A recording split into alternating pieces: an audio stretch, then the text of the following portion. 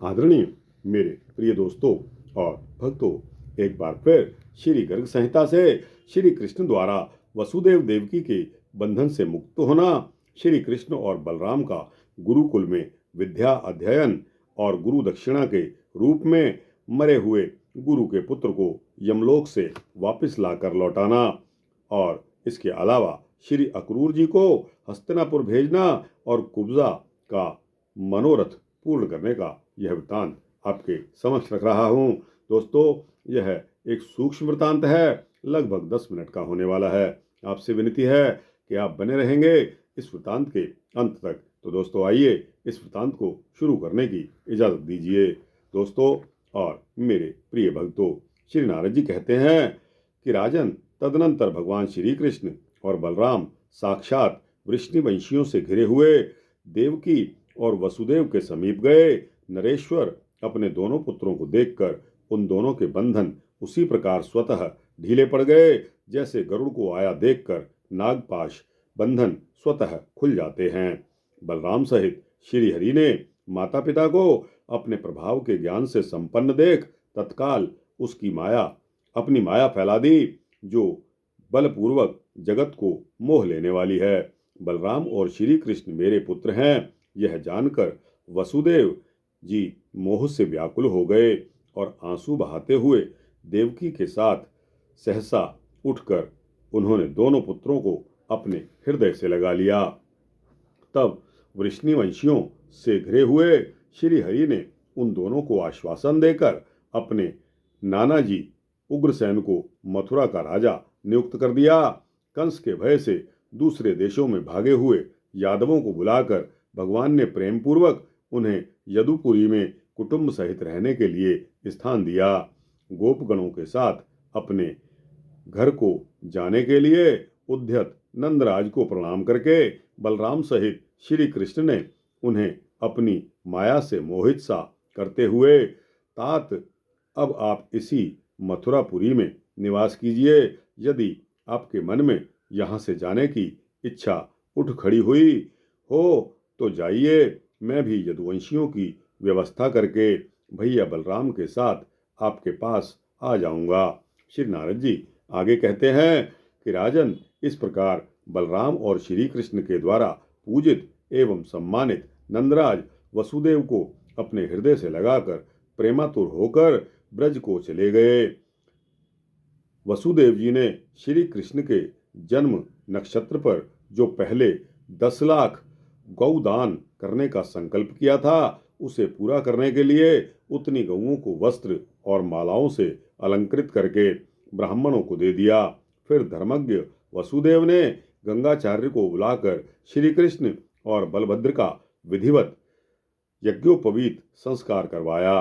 तदनंतर समस्त विद्याओं का अध्ययन करने के लिए उद्यत होकर परमेश्वर बलराम और श्री कृष्ण साधारण जनों की भांति गुरु संदीपनी के पास गए।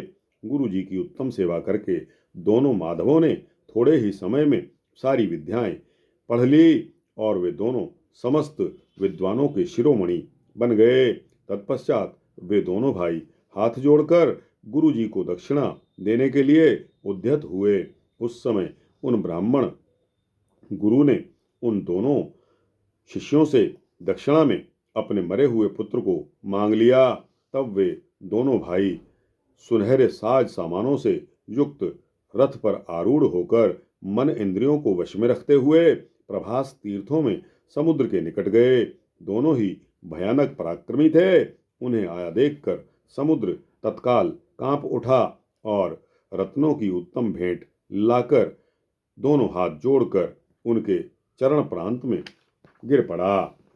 उससे भगवान ने कहा कि तुम मेरे गुरुदेव के पुत्र को शीघ्र ही लौटा दो। तुमने अपनी प्रचंड लहरों के घटाटोप से उस ब्राह्मण बालक का अपहरण कर लिया था। इस पर समुद्र ने उत्तर दिया कि भगवान देव देवेश्वर, मैंने उस ब्राह्मण बालक का अपहरण नहीं किया है। उसका हरण तो शंख रूपधारी असुर पंचजन ने किया है। वह बलिष्ठ दैत्यराज सदा मेरे उदर में निवास करता है। देव, वह देवताओं के लिए भी भयकारक है अतः आपको उसे जीत लेना चाहिए। श्री नारद जी कहते हैं कि समुद्र के इस प्रकार कहने पर भगवान श्री कृष्ण ने अपनी कमर में दृढ़तापूर्वक वस्त्र बांध लिया और वे भयंकर शब्द करने वाले उस समुद्र में बड़े वेग से कूद पड़े। विदेहराज त्रिलोकी का भार धारण करने वाले श्री कृष्ण के कूदने से वह समुद्र इस प्रकार अत्यंत कांपने लगा मानो वज्रकूट गिरी के द्वारा उसे मथ डाला गया हो। तब वीर पंचजन दैत्य युद्ध करने के लिए सहसा श्री कृष्ण के सामने आया। उसने माधव पर अपना शूल चला दिया, किंतु उस शूल को हाथ में लेकर श्री कृष्ण ने उसी के द्वारा उस पर आघात किया। उस आघात से मूर्छित होकर वह समुद्र में गिर पड़ा। फिर सहसा उठकर कुछ व्याकुल चित्त हुए पंचजन ने देवेश्वर श्री हरि को इस प्रकार अपने मस्तक से मारा मानो किसी सर्प ने पक्षीराज गरुड़ पर अपने फन से प्रहार कर दिया हो। तब साक्षात परिपूर्णतम भगवान श्री हरि ने कुपित होकर बड़े ही वेग से उसके मस्तक पर मुक्का मारा। श्री कृष्ण के मुक्के की मार से तत्काल उसके प्राण पखेरु उड़ गए। विदेहराज उसके शरीर से निकली हुई ज्योति घनश्याम श्री कृष्ण में लीन हो गई। इस प्रकार पंचजन को मारकर और उसके शरीर से उत्पन्न शंख को साथ लेकर श्री कृष्ण सहसा महासागर से निकले और रथ पर आ बैठे। तदनंतर मनोहर बलराम और श्री कृष्ण वायु के समान वेगशाली रथ के द्वारा यमराज की विशालपुरी संयमनी में गए। वहां उन्होंने मेघ गर्जना के समान भयंकर लोक प्रचंड पांचजन्य की ध्वनि सब ओर फैला दी। उसे सुनकर सभासदों सहित यमराज कांप उठे। यमपुरी के 84 लाख नरकों में पड़े हुए पापियों से जिन जिन के कानों में वह ध्वनि पड़ी वे सब के सब मोक्ष पा गए। यमराज उसी क्षण पूजा और उपहार की सामग्री को लेकर श्री कृष्ण बलराम के चरण प्रांत में आ गए और उनके तेज से पराभूत हो गए थे। अतः हाथ जोड़कर बोले, यमराज जी क्या बोले कि हे हरे, हे कृपा सिंधु, हे महाबली बलराम, आप दोनों असंख्य ब्रह्मांडों के अधिपति तथा परिपूर्णतम परमेश्वर हैं। आप दोनों देवता पुराण पुरुष सबसे महान सर्वेश्वर तथा संपूर्ण जगत के लोगों के अधीश्वर हैं। आज भी आप दोनों सबके ऊपर विराजमान हैं। परमेश्वरों, आप अपनी वाणी के द्वारा हमें आज्ञा दें कि हमें क्या सेवा करनी है। श्री भगवान बोले कि महामते लोकपाल यम, मेरे गुरु पुत्र को ले आइए और मेरी वाणी का आदर करते हुए कहीं भी न्यायोचित रूप से राज्य करिए। श्री नारद जी कहते हैं कि राजन, उसी समय यमराज ने गुरुपुत्र को लाकर श्री कृष्ण के हाथ में सौंप दिया। फिर साक्षात श्री हरि उसे लेकर अवंतिकापुरी में आए और उन्होंने श्री गुरु को उनका वह शिशु पुत्र समर्पित कर दिया। फिर गुरु जी के आशीर्वाद से संभावित होकर उन दोनों भाइयों ने हाथ जोड़कर उन्हें प्रणाम किया और वे रथ पर चढ़कर मथुरापुरी वापस आ गए। वहां यदुवंशियों ने फिर उनका बड़ा सम्मान किया। एक दिन समस्त कारणों के भी कारण श्री कृष्ण अपने भक्त पांडवों का स्मरण करते हुए बलराम जी के साथ अक्रूर के घर चले गए। नरेश्वर अक्रूर सहसा उठकर खड़े हो गए और बड़ी ही प्रसन्नता के साथ उन्हें हृदय से लगाकर षोडश उपचारों के द्वारा उनका पूजन करके हाथ जोड़कर सामने खड़े हो गए। उनका मनोरथ पूर्ण हो चुका था। उन्होंने प्रेमानंद के आंसू बहाते हुए उनसे कहा। अक्रूर जी ने कहा कि अक्रूर जी बोले कि प्रभु, जिन्होंने मार्ग में मैंने जो कुछ कहा था या सोचा था वह सब पूर्ण कर दिया। उन्हीं आप दोनों बलराम और श्री कृष्ण को मेरा नित्य बारंबार प्रणाम है, नमस्कार है। आप दोनों समस्त लोकों में सर्वाधिक सुंदर हैं, जन भूषणों में भी उत्तम हैं, संपूर्ण जगत को बाहर और भीतर से भी प्रकाशित करने वाले हैं। इस समय गौ, ब्राह्मण, साधु, वेद, धर्म और देवताओं की रक्षा के लिए आप दोनों यदुकुल में अवतीर्ण हुए हैं। परिपूर्ण तेजस्वी आप दोनों परमेश्वर कंस आदि दैत्यों का विनाश करने के लिए गोलोक धाम से भारतवर्ष के भूमंडल में पधारे हैं। मैं नित्य निरंतर आप दोनों को प्रणाम करता हूँ।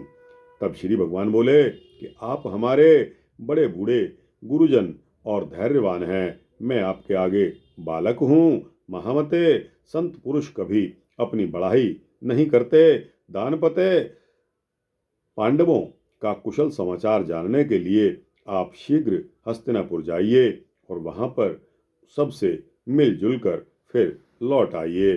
श्री नारद जी आगे कहते हैं कि राजन, उस समय अक्रूर से इस प्रकार कहकर समस्त कार्यों का संपादन करने वाले भक्तवत्सल भगवान श्री कृष्ण बलराम जी के साथ वसुदेव जी के भवन में लौट आए।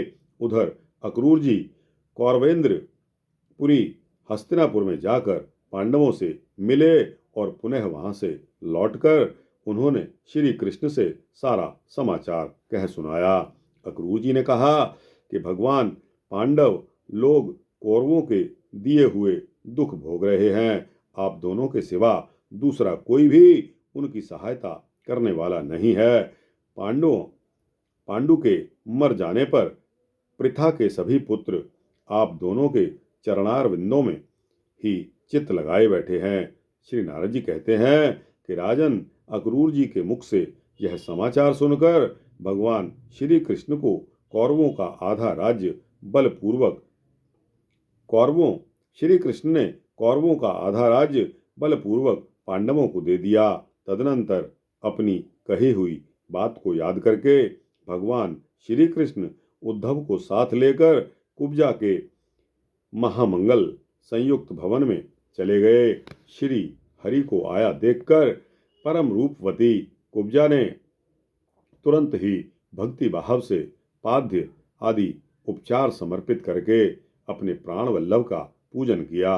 कुब्जा के उत्तम भवन की दीवारों में सोने और रत्न जड़े गए थे। उस रूपवती रमणी के साथ श्री हरि उसी प्रकार शोभित हुए जैसे बैकुंठ धाम में रमा के साथ रमापति विष्णु शोभा पाते हैं। राजन, साक्षात परिपूर्णतम भगवान श्री कृष्ण स्वयं जिस सरंध्री के पति हो गए, उसका महान तप कैसा आश्चर्यजनक है।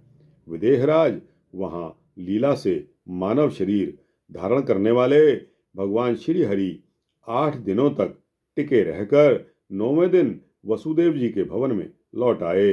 विदेह नरेश, मथुरा में इस प्रकार जो श्री कृष्ण का चरित्र है वह समस्त पापों को हर लेने वाला, पुण्यदायक और आयु की वृद्धि का उत्तम साधन है। वह मनुष्यों को चारों पदार्थ देने वाला तथा श्री कृष्ण को भी वश में कर लेने वाला है। आपने जो कुछ पूछा था वह सब आपसे मैंने कह सुनाया। अब आप और क्या सुनना चाहते हैं? इस प्रकार श्री गर्ग संहिता के श्री मथुरा खंड से श्री नारद बहुलाश्व संवाद में यदु सौख्य नामक 9वां अध्याय यहाँ संपूर्ण होता है। दोस्तों, आपको कैसा लगा? अच्छा लगा हो तो इसको लाइक और शेयर करते हुए अपने दोस्तों, भक्तों, मित्रों, जिज्ञासुओं तक अवश्य पहुंचाना। दोस्तों, कमेंट सेक्शन में अपनी राय भी अवश्य देना और इस चैनल को सब्सक्राइब कर देंगे तो आपको इसी तरह के सूक्ष्म भक्ति वृत्तांत सबसे पहले मिलेंगे। जय श्री कृष्ण, जय श्री राधे कृष्णा।